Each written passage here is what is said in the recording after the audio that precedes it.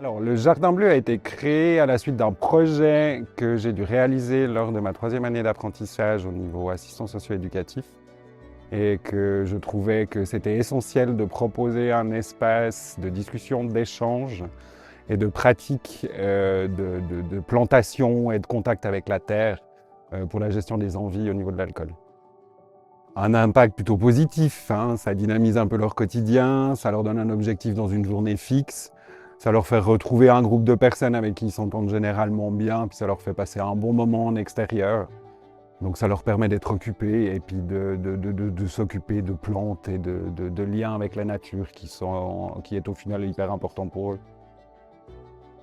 Oui, une anecdote, oui, quelque chose d'assez touchant au final, hein. Une personne qui était vraiment en souffrance dans ce qu'on appelle un craving, donc c'est une envie répressive de boire pendant la nuit, et qui, plutôt que de céder à son envie, a saisi l'occasion de venir en fait en pleine nuit au niveau du jardin pour prendre un peu la température extérieure et puis pouvoir se changer les idées, puis surtout pouvoir apaiser son envie d'alcool. Et là, je pense qu'on a atteint tous les objectifs de ce lieu. Il n'y a pas forcément d'ambition fixe. L'ambition principale, on va dire qu'elle est que les gens se plaisent ici, reviennent, soient fidèles au final à l'activité, puis surtout arrivent à retrouver les ressources dont ils ont besoin